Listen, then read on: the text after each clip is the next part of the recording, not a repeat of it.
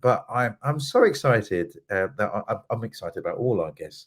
But I've been really enjoying Professor Lucy Easthope's book, and I haven't got very far because I only got it yesterday. But that the introduction alone is worth the price of the book. It's just very, very powerful. And Lucy, thank you for responding on Twitter. I was recommended to you by a friend of mine who runs a book company, and he said, you've got to get Professor Lucy on. So delighted that you could join us. Lucy, just tell us a little bit at the beginning of your work. I mean, I can't find words to describe it. You are a disaster recovery expert, which has put you in some of the most difficult circumstances human beings can be in. And I'm just fascinated to learn from you how you keep going. Like a lot of us are doing our best to help with people that have experienced trauma. We're out of our comfort zones. People talking about compassion fatigue and those kind of things. Help us learn from you, from your experiences about how you keep going under those kind of difficult circumstances. Thank you. Over to you. Thank you very much. It's a real privilege and a pleasure to be here. And I tend to describe myself as a sort of pessimistic optimist. So, I give a worst case scenario. I'm what's called a kind of wild card or a critical friend in these scenarios. But it's useful to prepare. So one of the things, today's event, I think, was called, a marathon journey. And one of the things that we say in disaster recovery is it's not a sprint, it's not a marathon, it's the hardest type of endurance event imaginable. And I think that's really important here. And it's not negative. What it does is kind of gird you and get you ready for the challenges ahead, and sort of perhaps thinking a little bit more stealthily and effectively. And I'm going to be quite tough with you tonight, if I may, just because I'm sensing a few things from the chat and obviously from the poll. And while the poll was quite positive, there was obviously people who were struggling. And so there's my Twitter handle. If you do follow me at Twitter at Lucy Gobag, one of the things I'll do is I'll sort of pose thinking points. I'll link to articles that might be quite analogous. As I say, there's lots of links with disaster and conflict and refugee situations. And so I'll draw them out. One of the things that struck me in the chat tonight has really been there's a lot of care, which is wonderful to see, but possibly also, therefore, quite a lot of paternalism. It's very important, I think, in this situation to really think of, I think it was one of the earlier speakers talked about supported lodgings. In disaster recovery, we've talked about billeting, which is quite a harsh word, but you're not there to re-educate, or your child's going to bed too late, are you sure it's getting enough sleep? You've got to be really careful, because one of the things I think the British do quite well is we sort of convey our disappointment in the same way as we are very polite and we're very thank yous and yeses. We can also be quite we can convey that it's not quite how we would do things. This really has to be thought of as more of a lodgings scenario. And I'm going to be honest with you, because I think it's important. Really, one of the reasons we haven't seen many missions like this before is that the disaster research shows it's very difficult. It's very problematic. And previously, we'd looked at it for things like mass European flooding or displacement, and we had decided that it was really too difficult to implement. Listening tonight has been really positive, because, I always like to be kind of reminded about how great humans are. And today has really done that. But I think it's really important going forward to be quite proactive about the next steps. And some of those would be, I think, being very clear that, what this arrangement goes on to look like. And I'm certainly seeing in the chat, and I think there's been a question just posed there, about sort of almost allowing people to stay in quite a stasis, which is understandable, a kind of stabilized, very, very, very kind hosting stasis, but really thinking quite forward about what next. And one of the difficulties we've got is, of course, we don't know where the war will go. But this isn't something where for example, people have lost their land to climate change and they're having to move, and they're really going to have to make the best of it. There's obviously huge, strong ties back to Ukraine. And in fact, something that I've encountered just last week from a friend who's hosting is the idea of people going back and forth to Ukraine, which is quite an interesting idea. And I think has been quite interesting for British hosts, this idea that you would head back, perhaps see what the situation is and return. So I think one of the challenges that we're really facing at the moment is, what does this look like in the longer term? And I think because it's very difficult for the Ukrainian families to make plans, because they're still experiencing what I write about in the book a lot, which is called hiraith, the love and the echo and the heart sickness for the home that existed. It's very hard to motivate people to say that's all gone, you need to focus over here. And I noticed some questions in the chat about, kind of malaise, trauma, people putting their pajamas on and going back to bed. These are all kind of holding trauma emotions that we see, where people, they're not ready to see a horizon. And I talk a lot in the book about the importance of a horizon. So it sounds like from some of your experiences in the chat, you're reaching a bit of a point. Some of you are obviously newer. Some of you are still very excited, and you've got refugees arriving in the last few days. But there's a sense that I'm picking up that those of you who've had you've been hosting for longer are really starting to think about what next. And what I would really urge you to look at, and I'll put it in the chat in a moment, is some guidance from New Zealand about being a leader.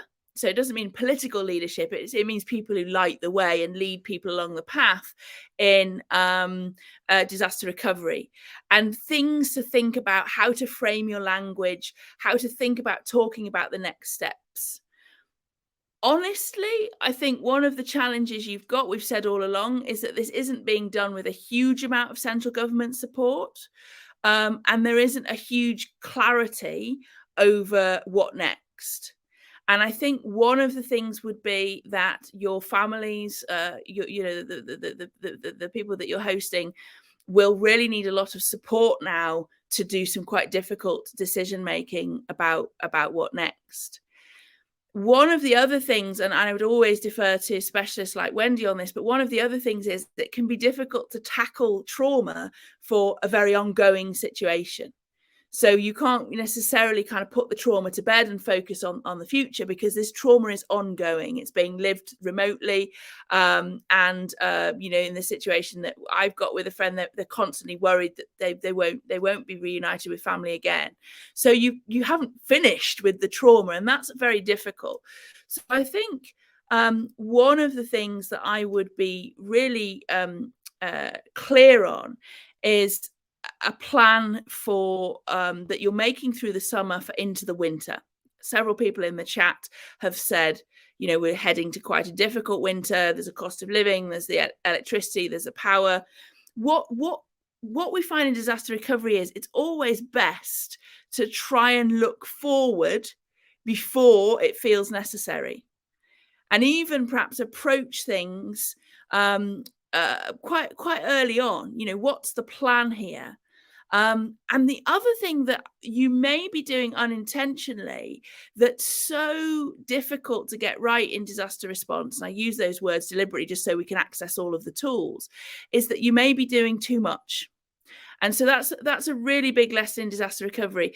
We do two things. We render people more vulnerable, really, by doing too much for them, and we render them vulnerable to future abandonment.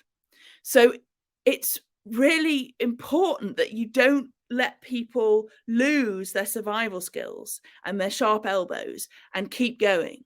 And you're facilitating, but you're not doing for.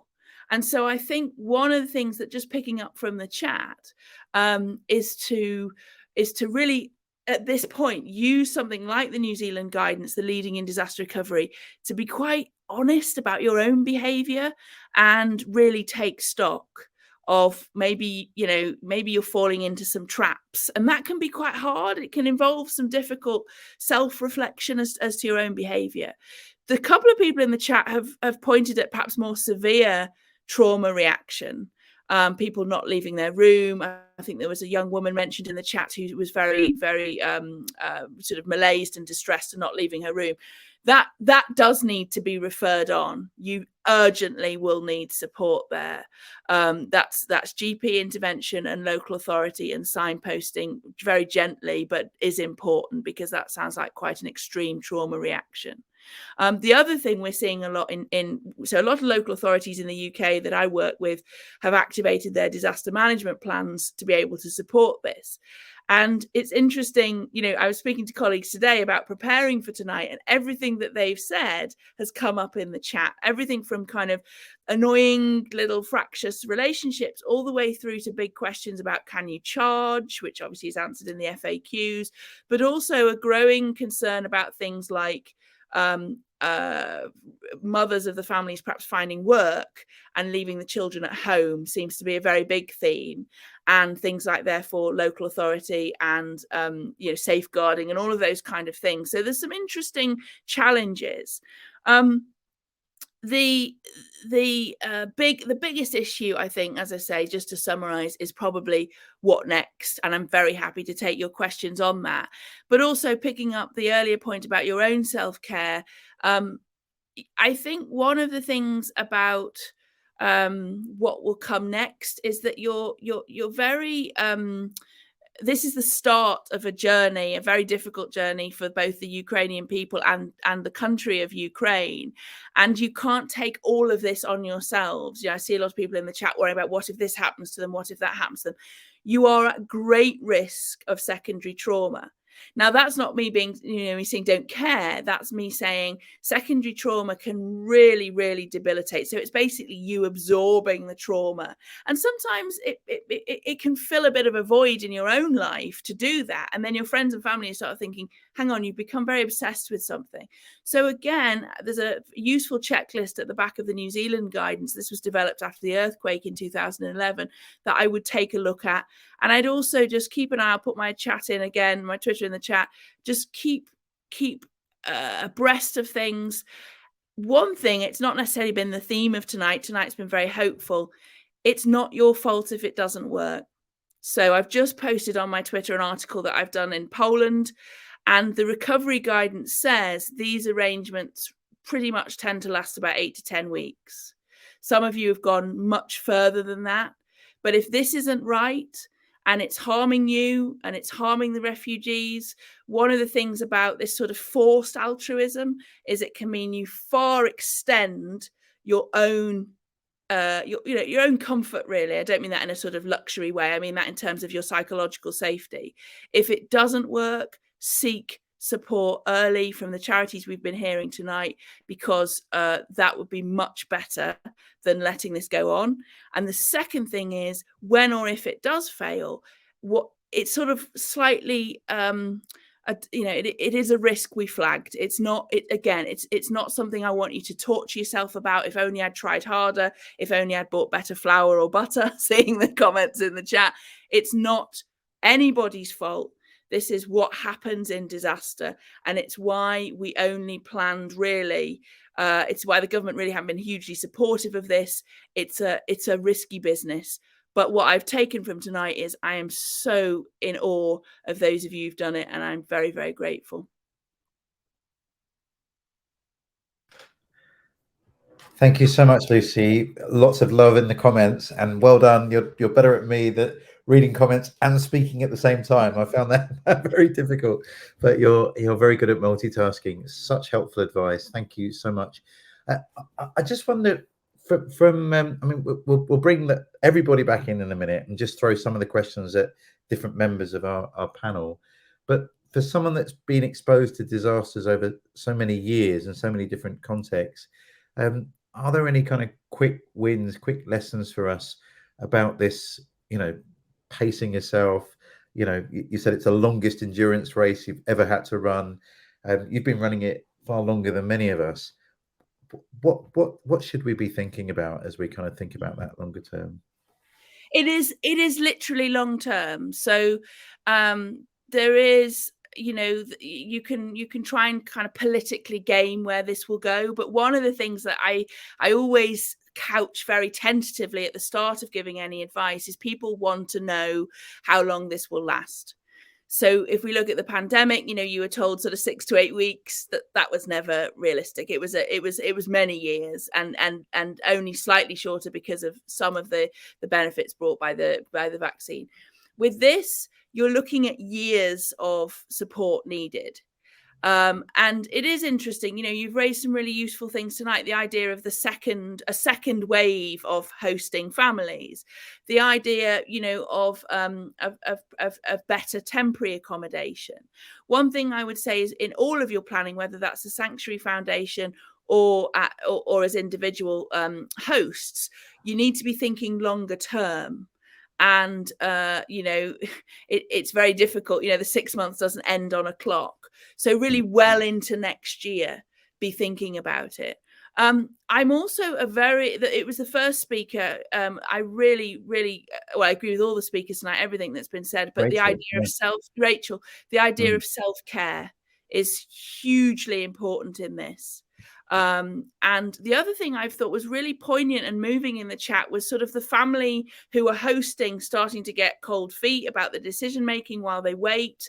Often one of the, say, a partnership or a couple don't want to do it anymore. And I think you'll also see tension in host families along similar lines. So being really open to acknowledging the effect this is having on your family, and if your family circumstances change, perhaps you're bereaved and it's just not the right time, seeking support. And these are all lessons that come out of disaster. The other thing to tell your families that you're hosting is, as I say, I've just had a big piece in a Polish magazine, is that in the rebuild, there's a lot of hope. There's a lot of wonderfulness, and good times will come again. So it's not all doom and gloom. There are good messages as well, and sort of keep spirits up, I would say. Amazing. One last question to you before we just bring everyone else back. It seems our public imagination is relatively short-lived.